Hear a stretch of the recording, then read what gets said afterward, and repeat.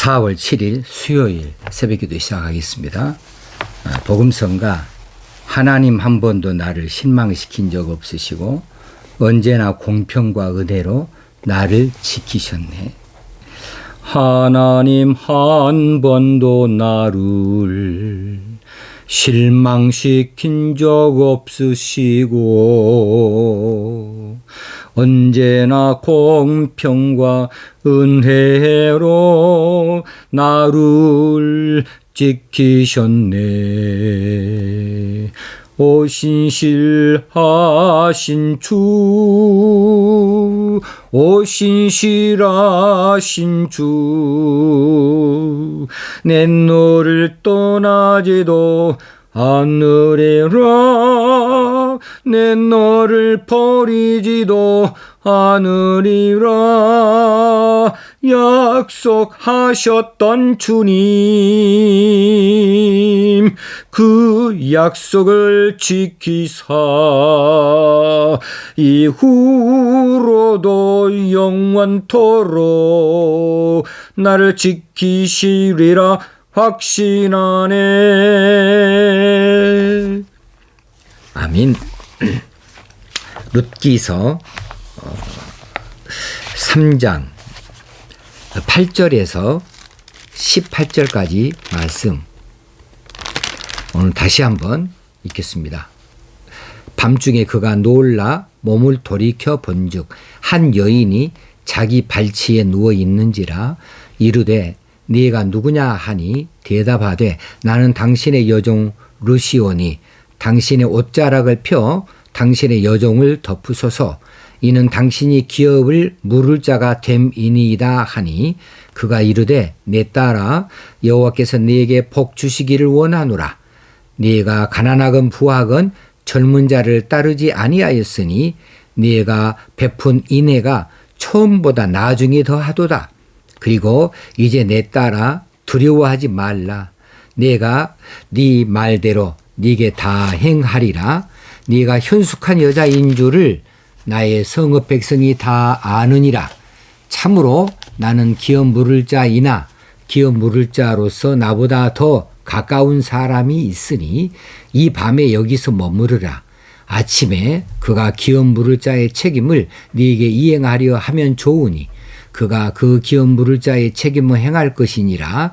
만일 그가 기업 물을 자의 책임을 네게 이행하기를 기뻐하지 아니하면 여호와께서 살아계심을 두고 맹세하노니 내가 기업 물을 자의 책임을 네가 이행하리라. 아침까지 누워 있을지니라 하는지라.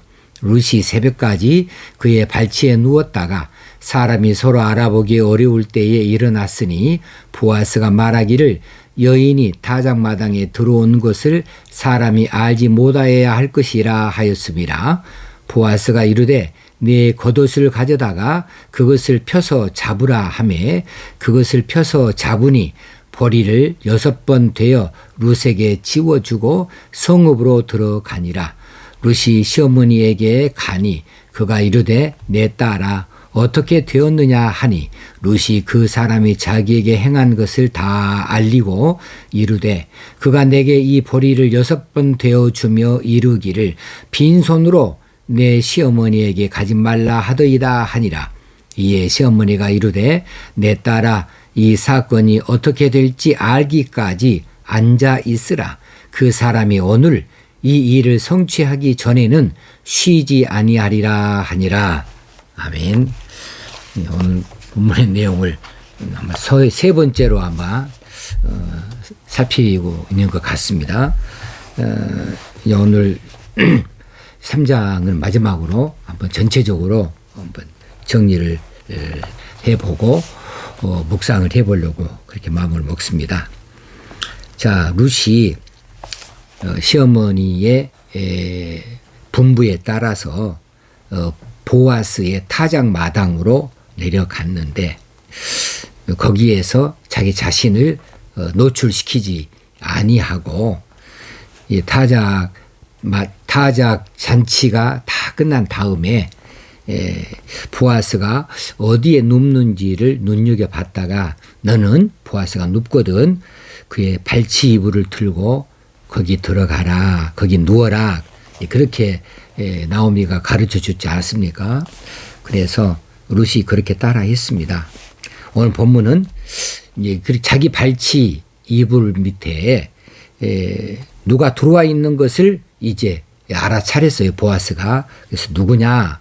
나는 당신의 여종 룻입니다. 이렇게 지금 룻이 자기를 나타내고 있지요.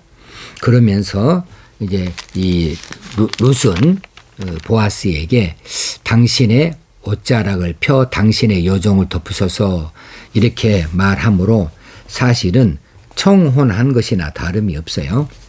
그런 이야기를 부끄럽지만 그렇게 했습니다. 그런데요, 이 대목이 참 여전히 마음에 남는 대목이에요. 어떻게 룻이 시어머니가 시킨다고 지시했다고 하지만은 이제 보아스의 가정이 있는 보아스겠죠. 이 보아스의 누워 있는 이불 저기 끄트머리 거기에 가만히 이불을 들고 들어가서 누울 수 있을까? 이건 정숙한 룻에게 있어서는 참 낯설고 부끄러운 일이죠. 만약에 룻이 이제 시어머니가 시킬 때에 다 붐들어 가겠습니다 하고 순종해서 나왔지만은 막상 그 자리에 들어가서 이거 참 난처하다. 이거 부끄러워서 어떻게 일을 하지? 이거 나를 어떻게 생각할까? 나하고 좋은 사이인데 나를 어떻게 볼까? 이런저런 많은 생각 끝에 이러지도 저러지도 못하고 망설였다거나 혹시는 이럴 수는 없는 거지 하고 그냥 돌아서 버렸다면 그 다음에 일의 진행은 어떻게 됐을까 하는 그 이야기를 좀 나누고자 하는 것입니다. 부뚜막에 소금도 넣어야 짜는 법입니다. 아무리 준비가 다 되어져 있어도 그래도 실천이 없이는 이루어지는 것이 없습니다. 이 말은 지금 이스라엘의 고엘 제도, 이 고엘 제도가 잘 만들어져 있어서 이 엘리멜렉의 기업 물을 자로 보아스가 가까운 친척이니까 그런 책임을 질 자 중에 한 사람이기는 하지만 그 고엘 제도에 근거해서 지금 룻이 이 보아스에게 이 종에게 당신의 이불을 덮어주세요. 당신의 그 옷자락을 펴서 덮어주세요. 라고 이 말하는 이 일은 참 하기 어려운 일은 맞아요. 맞습니다. 하기 어렵습니다. 아무리 이런 속담이 있고 또 이런 제도가 있고 아무리 이런 귀한 그런 그 사람이기는 하지만 그런데 룻에게 있어서는 좀 참 막상 실천하려고 했을 때에 참 어려웠을 거예요. 그런데 룻이 했다는 말입니다. 이 하기 어려운 일을 해냈어요. 자, 해내게 된 배경은 무엇이었을까? 우리는 한 것을 알고 있잖아요. 본문을 통해서 분명히 그렇게 정상적으로 제대로 했어요.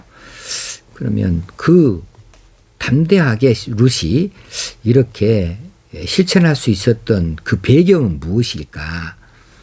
룻이 이방 사람이잖아요. 그런데 유대의 고엘 제도를 알고 있어요. 시어머니가 가르쳐 줬겠죠. 고엘 제도를 알고 있는데 알기만 하면 뭐예요? 거기에 대한 확신이 있었다는 겁니다. 확신. 이것은 여호와께서 역사하시는 이런 제도이다. 역사하시는 그런 방식이다. 라고 하는 데에 대한 확신이 있었기 때문에 지금 참 부끄럽고 또 사실 난처하고 낯선 이 일이지만 실천할 수 있었다는 것이죠. 저는 그렇게 보여져요. 우리가 그렇습니다. 아무리 성경에서 우리에게 약속으로 귀한 것들을 많이 보장을 한다고 해도 보장을 한다 해도 우리가 그것에 대한 확신이 없으면 그러면 못하는 거예요. 할 수 없는 거예요. 어쩔 때는 손해볼 것 같아서 못할 수도 있는 거고, 어쩔 때는 부끄러워서도 못할 수 있는 것이고, 어쩔 때는 너무 힘들어서도 못할 수도 있는 거예요. 그런데 이것을 실천을 할 때에 실천의 그 이후에 성취라고 하는 것이 있다. 이루어지는 것이라는 것이 있다는 것입니다. 룻이 그렇게 안 했다면 룻은 여전히 미망인, 과부로 남아요. 나오미는 여전히 또 그렇게 힘들고 어려운 남은 삶을 그렇게 살 수밖에 없어요. 아무리 고의 제도가 있어도 이것을 들어 사용하고자 나서야 돼요. 실제로 도전을 해야 돼요. 그런데 나오미는 이거 도전하기를 원했고 그 대상을 보아스로 찾았고, 그리고 룻에게 이렇게 신신당부를 했고, 룻은 그것을 몸을 파는 것이랄지 아니면 일시적인 어떤 감정으로 이렇게 표현하는 것이 결코 아니고, 부끄럽다 뭐다 이게 아니고 순수하게 유대의 고엘 제도에 따라서 지금 당신의 옷자락을 펴서 당신의 여종을 덮으소서, 이 말은 나를 보호해 주세요. 나를 다스려 주세요.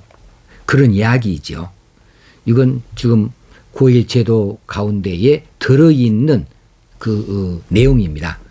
고엘 제도는 뭐 이 과부에게 장가 가 주는 것만이 고엘 제도가 아니에요.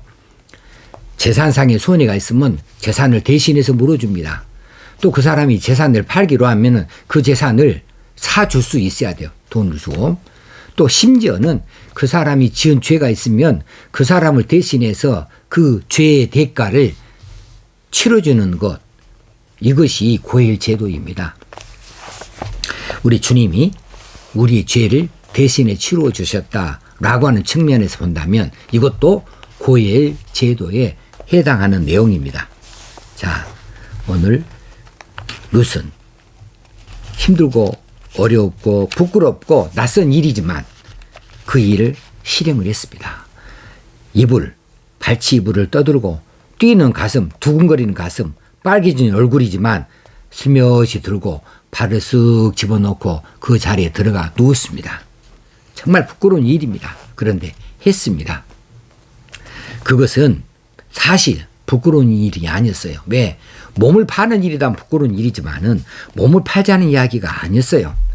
그래, 이것을 어제도 이야기한 것처럼 보아스가 룻이 현숙한 여자여서 몸을 팔기 위해서 혹시는 하루 저녁에 어떤 즐거운 무리에서 슬며시 자기에게 왔다고 이렇게 생각하지 않았다고 이야기했지 않습니까? 이건 배려다고. 분명히 그 뜻이 있고 이유가 있다고, 그것에 대해서 이해해주고 받아줬다고 이야기했는데, 맞습니다. 룻이 그런 의도 속에서 그 부끄러운 일을 실시를 했어요. 그렇게 했기 때문에 당신의 옷자락을 펴서 당신의 여종을 덮으셔서 할 수 있었고, 당신이 기업을 물을 자입니다 라고 이렇게 말할 수 있었던 거예요. 그랬을 때에 어떤 답이 돌아옵니까? 30절 10절에 보니까 딸아, 내 딸아, 여호와께서 네게 복 주시기를 원하노라. 그렇게 하면서 네가 베푼 인애가 처음보다 나중에 더하도다. 야, 너 갈수록 진국이구나. 너 알수록 참 대단한 아이구나. 이렇게 감탄하는 거예요. 네가 가난하건 부하건 젊은 자를 따르지 아니하였다. 정욕에 휩쓸려서 그렇게 세상을 살지 아니하고 그런 데에 쫓아가지 아니하고 정말 하나님 의지하는구나 라고 하는 것을 인정해 준 이런 답을 들을 수 있었던 것이지요. 자, 지금 룻이 보아스에게 나를 맡아주세요 라는 이야기를 했습니다. 자신을 맡기는 삶에 다스림이 있습니다. 맡겨야 내가 다스릴 수 있는 거예요. 우리가 아이들을 학교에다가 맡겨야 학교에서 그 아이를 책임지고 가르칠 수 있는 겁니다. 맡기지 아니하면은 학교에서는 가르칠 책임도 없고 의무도 없습니다. 우리가 아들을 군대에 맡겨야 내 아이가 발전이 있고 내 아이가 뭔가 성취를 얻을 수 있어요. 우리 인생을 맡길 때에 그때에 뭔가 얻는 것이 있습니다. 성취되어지는 것이 있습니다. 그런데 누구에 맡기냐가 문제이죠. 나를 책임질 분에게 맡기는 겁니다. 나를 책임져 줄 분이 누구실까? 우리는 잘 알고 있습니다. 보아스로 나오는 우리 주님이십니다. 우리의 고엘, 우리를 맡아주실, 우리 기업을 물을 자 대신 주님께 나를 맡기는 겁니다. 나를 통치해 주세요. 나를 보호해 주세요. 나를 다스려 주세요. 나를 책임져 줄 그분 바로 주님이십니다. 주님에게 맡기기는 맡기도 어떻게 하냐면 온전히 맡기는 거예요. 다 맡기는 거예요. 온전히 맡기는 겁니다. 그때에는 내 겉옷을 벗어야 됩니다. 내 겉옷이 나를 위장하고 있으면 안 돼요. 성경에서 겉옷은 신분을 말합니다. 신분. 그래 그 뒤에 나오는 이제 보아스가 룻에게 이제 곡식을 주기 위해서 네 겉옷을 벗어라 그렇게 이야기를 합니다. 15절에 보아스가 이르되 네 겉옷을 가져다가 그것을 펴서 잡으라 이렇게 말하고 있어서 이제 그냥 쉽게 지나간다면 그냥 곡식 담기 위해서 이 겉옷에다가 곡식을 싸주려고 그렇게 했겠구나 할 수도 있어요. 그건 맞습니다. 그런데 조금 더 깊이 있게 한번 더 생각해 본다면 네 겉옷을 벗어라예요.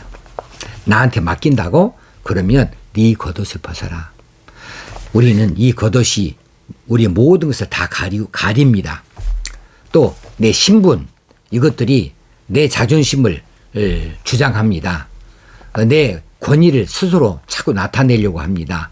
그런데 그것들을 벗어버린다. 다 내려놔 버린다. 이렇게 할 때에 통치할 수 있고 다스릴 수 있고 이끌어갈 수가 있는 거죠. 그런 의미에서 보아스는 롯에게 네 겉옷을 벗어서 펴서 잡아라 이렇게 말하지 아니었을까 이런 생각까지 들어집니다. 자, 우리는 우리 자신을 주님께 맡기십시다. 온전히 맡기십시다. 맡길 때에 뭔가 이루어집니다. 맡길 때에 그분이 통치할 수 있고 우리를 주장하실 수 있고 우리를 인도할 수 있는 것입니다. 보호할 수도 있는 거예요. 그래 맡길 때에 우리를 포장하고 있는 것, 우리를 가리고 있는 것, 나를 숨기고 있는 것, 혹시 어떤 권위를 내세우는 것, 우리가 그렇게 자랑하는 내 직분이나 지위, 내 직업 이런 것들을 완전히 다 내려놔 버려야 됩니다. 세상에 한 분도 다 내려놔 버려야 됩니다. 이것이 겉옷을 벗는 거예요. 그렇게 하면 그분의 의도대로 내가 순종하겠습니다. 이거죠. 자, 마지막에 10절에 네 이내가 처음보다 나중에 더 크도다 그렇게 이야기하면서 이제 이 보아스가 룻에 대하여서 좋게 이야기하죠. 네가 정숙한 여인인 것을 나의 성읍 백성이 다 안다. 그런데 네가 지금 오늘 이 밤에 나한테 와서 발치 이불을 들고 들어와 있어. 네가 그렇게 행한 것은 하나님의 뜻을 쫓는 것인 줄 내가 안다. 네가 정숙한 여인이 하루 저녁에 정욕 때문에 찾아온 것이 아닌 줄 알고 네 마음속에 있는 여러 가지 부끄러운 것들이 있지만 이 모든 것들을 하나님의 뜻 안에서 다 내려놓고 네가 이렇게 나에게 찾아온 줄 알고 발치 이불을 들고 들어온 줄 안다라고 하는 그런 답을 보아스가 해주고 있지 않습니까? 그러면서 가난하건 부하건 젊은 자를 따르지 아니하였으니 하고 이 룻에 대하여서 칭찬을 해주고 있습니다. 룻이 젊어요. 젊은데 육체의 정욕을 쫓아가지 않습니다. 아직도 시어머니를 모시는 효에 대해서 책임을 지려고 하고 있고 또 하나님의 뜻에 따라서 하나님께서 이 고엘 제도를 통하여서 또 그 가정을 이렇게 세워주신다 한다면 그 가정이 이루어질 수 있도록 자신이 최선을 다해서 겸손히 내려놓고 있다고 하는 사실입니다. 누구든지 육체의 정욕을 따라가는 자는 수치를 당하겠지만은 그것을 물리치고 하나님의 뜻을 쫓아 나아간다고 한다면 놀라운 복을 얻게 될 줄로 믿습니다. 우리가 그렇게 달아갈 수 있어야 되겠습니다. 주께 나아가는 것은 어떻게 나아가든지 어디를 나아가든지 언제 나아가든지 상관이 없이 이것은 부끄러운 일이 결코 될 수 없습니다. 이건 참 감사한 일입니다. 저도 한때 그런 생각을 많이 했어요. 뭐 신학교 가는 사람들 아이고 여기저기 다 떨어지고 갈 데 없으면 신학교 가냐 이런 이야기들도 뭐 나도 하기도 했고 들어보기도 했고요. 어떤 사람들은 또 참 그 사업하다가 망하게 되어졌으면 내가 망해서 꼭 내가 교회 간 것처럼 나 그런 짓거리는 안 한다. 나 성공해서 교회 간다. 아닙니다. 성공해서 교회 오든지 망해서 교회 오든지 아무 상관이 없습니다. 성공해서 온다고 해서 그 사람이 대단한 사람 되는 것도 아니고 또 망해서 온다고 해서 부끄러운 거 되는 것도 아니고 아무것도 아닙니다. 주께 나오는 것은 당연한 일이고 결코 자랑도 부끄러움도 될 수가 있는 것이 아니거든요. 그러므로 우리가 주께 나아가는 것 언제 어떻게 어디서든지 아무 상관없습니다. 주께 나아가기를 기뻐하시고 즐거워하시길 바랍니다. 그럴 때에 우리의 기업을 물을 자 되어주시는 고엘 되어주시는 주님께서 우리를 책임져 주실 줄로 믿습니다. 이것이 하나님의 뜻입니다. 기도하겠습니다. 하나님 실천 없이는 성취도 없다. 오늘 말씀하여 주시고 맡겨라. 온전히 다 맡겨라. 나를 책임져 줄 분에게 온전히 맡길 수 있음이 얼마나 감사한 일인지요. 우리가 맡길 수 있기를 원합니다. 그리고 이제 하나님의 뜻을 쫓아 나아가고 육체의 정욕을 쫓아 나아가지 아니하는 저희들의 삶이 되어지기를 원합니다. 언제든지 주를 쫓아 나아가는 것은 부끄러운 일이 아닌 것을 알아서 감사로 기쁨으로 나아갈 수 있는 저희들 되어지고 그럴 때 우리의 고일 되어주시는 주님께서 우리를 책임져 주시고 통치하시고 인도하여 주실 줄로 믿습니다. 우리 주님 예수님의 이름으로 감사하며 기도드리옵나이다. 아멘. 오늘 하루도 승리하는 날 되어지기를 주의 이름으로 축원합니다.